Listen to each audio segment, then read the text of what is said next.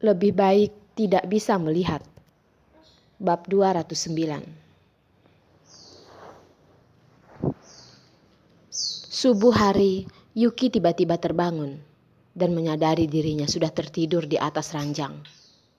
Rehan sedang tertidur di sampingnya, tangannya memeluk erat pinggangnya. Yuki menepuk-nepuk kepalanya. Kemarin malam dia merasa sangat lelah. Dia sebenarnya hanya berbaring sebentar di atas sofa, dan hasilnya dia sudah ketiduran hingga sekarang. Yuki membelokkan kepalanya, melihat ke samping, ke arah Ken. Ken sedang tidur sangat nyenyak. Perban putih panjang menutupi matanya. Benar-benar cukup untuk membuat hati sakit ketika melihatnya. Yuki berjalan dalam diam melihat Ken. Air matanya lagi-lagi mengalir. Apakah dia benar-benar merupakan anaknya? Setelah merasakan rasa sakit ribuan kali, rasa kecewa, dan ternyata anaknya sama sekali tidak pernah pergi meninggalkannya. Dan diam-diam tumbuh menjadi malaikat kecil yang tampan. Rehan juga sudah terbangun dari tidurnya. Melihat Yuki yang menangis, dia mencium kedua mata Yuki. Apalagi yang kamu tangisi?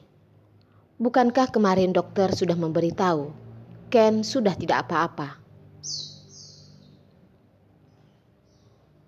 Yuki mengangguk-anggukkan kepalanya, menatap ragu Rehan dan bertanya,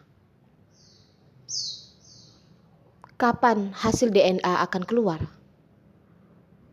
Ken, apakah benar-benar adalah anakku? Lusa sudah akan keluar. Rehan dengan teliti melihat ke arah mata Yuki dan kembali lagi melihat ke arah Ken. Benar-benar terlihat sangat mirip. Tidak usah sampai menunggu hasil hingga keluar. Rehan sangat yakin jika Yuki adalah ibu kandung dari Ken. Pada saat dua orang tersebut sedang berbincang, Ken terbangun. Kaki kecilnya bergerak-gerak. Berusaha membuka matanya, tetapi tetap tidak bisa melihat jelas pemandangan di sekitar. Terdiam beberapa saat, Ken tiba-tiba mengeluarkan suara jeritan. Yuki dan Rehan segera menghampirinya. Ken, sayang, kamu kenapa? Mata besar dan hitam Ken berubah warna menjadi gelap. Pandangannya berubah menjadi kabur dan gelap. Dia dengan segera memegang erat tangan Yuki dan Rehan, menangis dengan keras. Ayah, mengapa tidak membuka lampu? Ken takut gelap. Cepat bukakan lampu.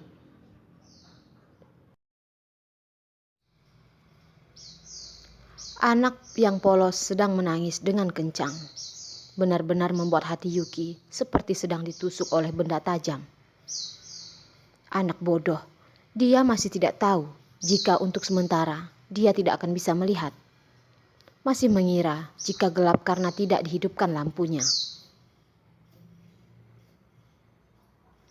Melihat Ken yang sangat ketakutan, Rehan menatap meminta bantuan Yuki. Yuki memeluk Ken. Dengan ringan menepuk-nepuk punggungnya dan dengan ringan memberikan penjelasan. Ken, bukan karena hari ini gelap dan tidak membuka lampu. Itu semua karena matamu. Untuk sementara tidak bisa melihat. Tunggu beberapa hari akan kembali seperti normal. Kamu akan bisa melihat lagi dengan normal. Rehan tidak menyangka bahwa Yuki akan langsung memberitahukan kebenarannya. Dia menjelaskan dengan suara lembut, benar-benar seperti menganggap bahwa Ken sudah tumbuh dewasa. Mendengar suara Yuki, Ken seperti mendapat rasa nyaman yang begitu besar seketika menjadi lebih tenang. Dia dengan erat memegang gaun Yuki dan membuat dirinya masuk lebih dalam ke dalam pelukan Yuki. Tante Yuki, karena aku sekarang sudah tidak bisa melihat, bukankah tante akan terus menemaniku? Iya sayang, tante akan terus menemanimu. Bisa membacakan buku untukmu, bernyanyi untukmu, membuat makanan enak untukmu. Bagaimana? Mau tidak?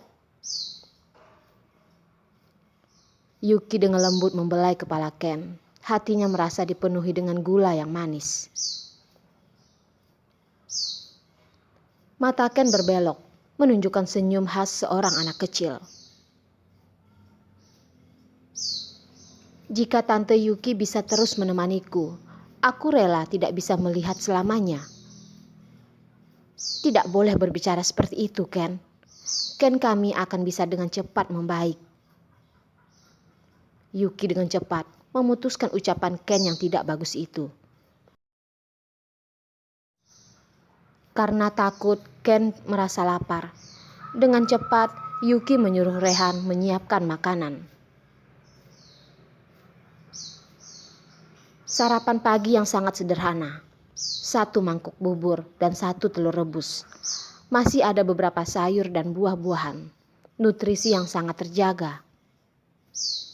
Yuki membantu Ken mengambil meja makannya, menyusun sarapannya, dan mulai membantu Ken mengupas kulit telur. Rehan juga mengambil sendoknya. Dengan sangat berhati-hati, menyuapkan bubur kepada Ken. Ken yang duduk di antara mereka berdua, penuh dengan canda tawa, terlihat sangatlah bahagia dan bersemangat. Suasananya terlihat sangatlah hangat. Yuki merasakan dirinya sudah menciptakan perasaan. Kebahagiaan pada satu rumah 3 orang. Sangat disayangkan. Kebahagiaan itu tidak bisa berlangsung lama. Dengan cepat diputuskan oleh orang yang tak diundang. Tania mengetuk pintu dan masuk. Dia menggunakan gaun berwarna hijau gelap, produk keluaran terbaru dari Dior. Memakai riasan wajah yang sangat tipis. Bagaimanapun melihatnya, dia tetap terlihat seperti sudah diberikan pengajaran terbaik oleh keluarganya. Bermartabat dan lemah lembut.